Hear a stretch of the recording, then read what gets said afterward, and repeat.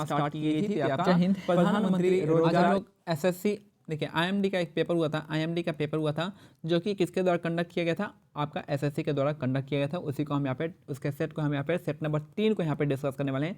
तो चलिए स्टार्ट करते हैं डिस्कशन को। आगे बढ़ने से पहले बता दें कि टेलीग्राम चैनल का लिंक जो है डिस्क्रिप्शन में दिया गया, इसका पीडीएफ आपको, इसका पीडीएफ भी आपको वहाँ पे प्रोवाइड कर दिया गया, आप वहाँ से पीडीएफ डाउनलोड कर सकते हैं। और साथ में इंपॉर्टेंट बुक्स के पीडीएफ भी वहाँ पे आपका टेलीग्राम चैनल पे है। टेलीग्राम चैनल का नाम जो है आपका टारगेट एसएससी बाय मानिक नायक है। पहला क्वेश्चन है, निम्नलिखित में से कौन टोक्यो 2020 ओलंपिक में भारत का पहला पदक विजेता बना था। ये थी आपकी मीराबाई चानू और इन्होंने सिल्वर मेडल जीता था। तो निम्नलिखित में से कौन टोक्यो 2020 ओलंपिक में भारत का पहला पदक विजेता बनी थी, तो यह क्या, मीराबाई चानू सिल्वर मेडल जीती थी। नेक्स्ट है, नरसिम्हन समिति ने भारतीय बैंकिंग प्रणाली के लिए किस प्रकार के पदानुक्रम की सिफारिश की थी, तो आपका 4 स्तरीय इसका करेक्ट आंसर हो जाएगा। नरसिम्हन समिति ने भारतीय बैंकिंग प्रणाली के लिए किस प्रकार के पदानुक्रम की सिफारिश की थी, तो 4 स्तरीय के लिए सिफारिश की थी। नेक्स्ट है क्वेश्चन नंबर 3, 28 फरवरी 2022 को नियुक्त निम्नलिखित में से कौन सेबी की पहली महिला अध्यक्ष बनी है, तो ये सेबी की पहली महिला अध्यक्ष बनी है माधवी पुरी बुच, इसका करेक्ट आंसर हो जाएगा। तो 28 फरवरी 2022 को नियुक्त निम्नलिखित में से कौन सेबी की पहली महिला अध्यक्ष बनी है, तो माधवी पुरी बुच, इसका करेक्ट आंसर हो जाएगा।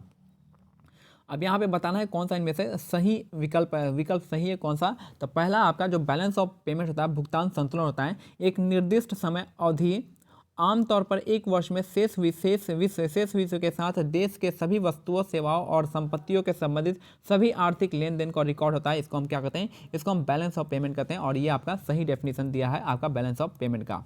अब यहाँ पे देश में दूसरा पॉइंट है कि देश में कितना धन आ रहा है और कितना धन देश से बाहर जा रहा है, यह निर्धारित करने के लिए निजी और सार्वजनिक क्षेत्रों द्वारा किए गए सभी व्यापारिक लेन देन का भुगतान संतुलन में शामिल किया जाता है। ये भी आपका स्टेटमेंट क्या है, सही है। दोनों स्टेटमेंट सही है कि बैलेंस ऑफ पेमेंट जो होगी आपका, इसका डेफिनेशन दे दिया पहले में, और जो भी आपका सार्वजनिक क्षेत्र और आपका पब्लिक क्षेत्र होता है, दोनों में जो भी आपका लेन देन होता है आपका, वो आपका बैलेंस ऑफ पेमेंट में शामिल होता है। दोनों ही स्टेटमेंट यहाँ पे आपका करेक्ट है। नेक्स्ट है, कोलबे की अभिक्रिया में लगभग 100 एटीएम के दाव पर कार्बन डाइऑक्साइड गैस की उपस्थिति में सोडियम फिनॉक्साइड का 125 डिग्री सेल्सियस पर गर्म करने के प्राथमिक उत्पाद के रूप में कौन सा रासायनिक यौगिक बनता है, तो ये आपके ऑर्थो हाइड्रोक्सी बेंजोइक अम्ल हो जाएगा। नॉट सो इंपॉर्टेंट क्वेश्चन है ये आपके, नॉट सो इंपॉर्टेंट क्वेश्चन। भारतीय संविधान के किस भाग में मौलिक कर्तव्यों का उल्लेख है, तो आपका भाग 4 ए इसका करेक्ट आंसर हो जाएगा। तो भारतीय संविधान के किस भाग में मौलिक कर्तव्यों का उल्लेख है, तो भाग 4 ए इसका करेक्ट आंसर हो जाएगा। भाग 4 ए में आपका मौलिक कर्तव्य दिया गया है।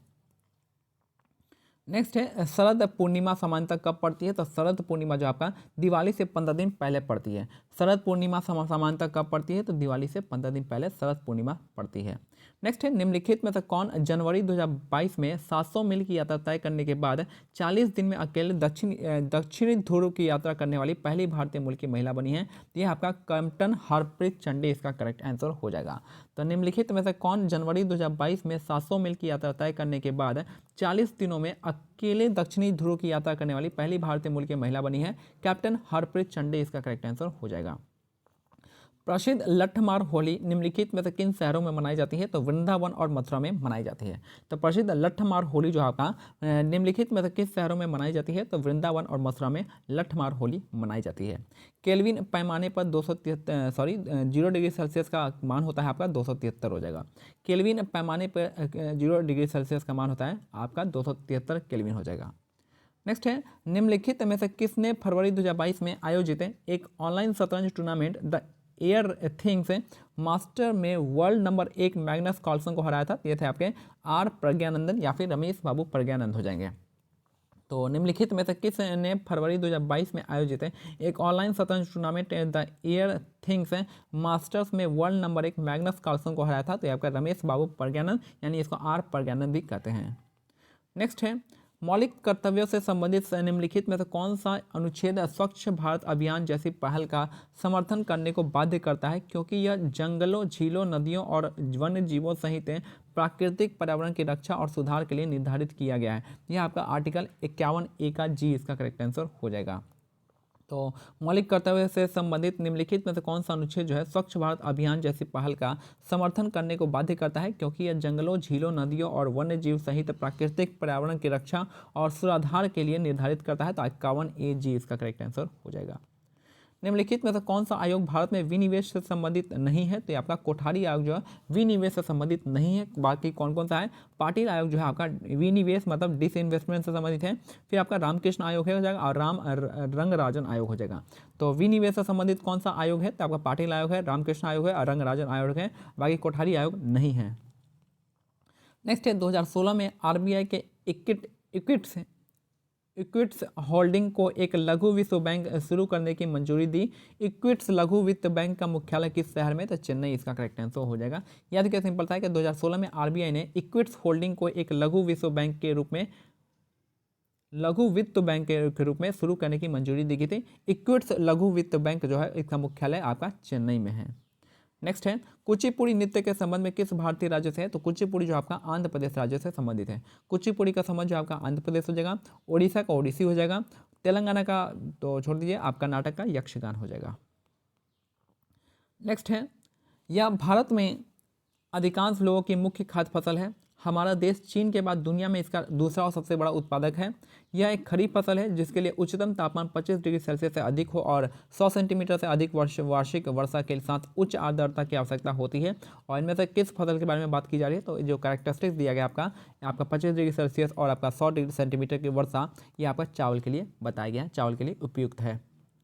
नेक्स्ट है अराविदु वंश ने 1572 में विजयनगर साम्राज्य पर शासन करना स्टार्ट किया था। तो विजयनगर साम्राज्य जो है आपका इसमें चार वंश आते हैं, जिसमें से पहला जो आपका तुलुवा सुलुवा ये सब आते हैं। तो अराविदु वंश जो आपका 1572 में विजयनगर साम्राज्य पर शासन करना स्टार्ट किया था। तो अराविदु वंश की स्थापना जो आपका 1572 में विजयनगर साम्राज्य पर शासन करना स्टार्ट किया था।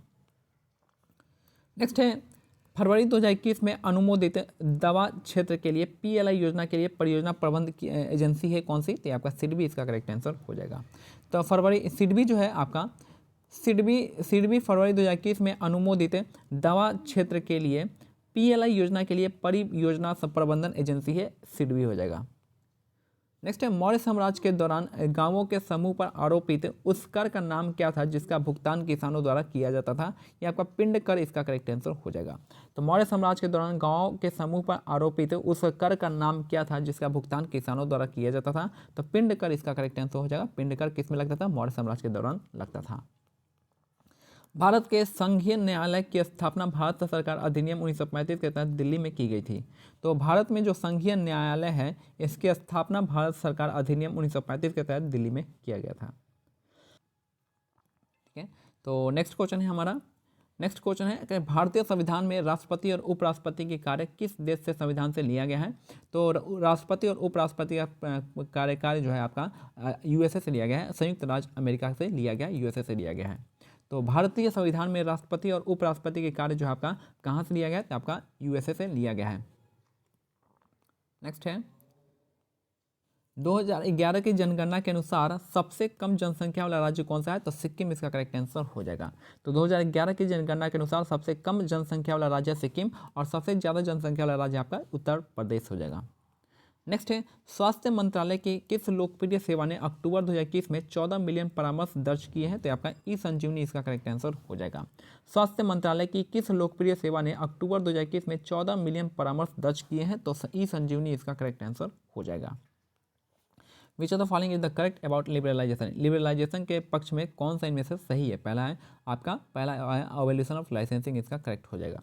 तो लिबरलाइजेशन का मतलब क्या होता है? आपका जो भी लाइसेंसिंग सिस्टम है, लाइसेंस सिस्टम को इसको खत्म करना है। तो लाइसेंस राज को खत्म करना है, इसको क्या कहेंगे? आपका लिबरलाइजेशन हो जाएगा।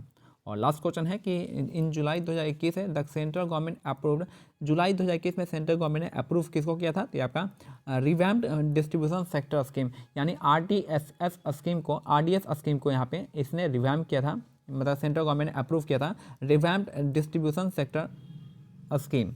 तो which reform based and result linked scheme, जो कि रिफॉर्म बेस्ड स्कीम है, तो जो कि इम्प्रूव करता है क्वालिटी को, रिलायबिलिटी को और अफोर्डेबिलिटी को आपको इम्प्रूव करता है।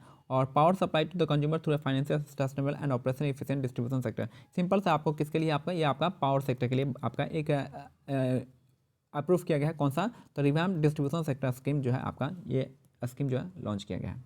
जुलाई 2021 में। तो ये हमारा आज का सेट कंप्लीट होता है। मिलते हैं अगले सेट में, तब तक के लिए आपको क्या करना है, टेलीग्राम चैनल का लिंक जो है डिस्क्रिप्शन में दिया गया, वहाँ पे आप इसका पेपर डाउनलोड कर सकते हैं और टेलीग्राम चैनल का नाम जो आपका टारगेट SSC बाय मानिक नायक हो जाएगा। जय हिंद, जय भारत, धन्यवाद।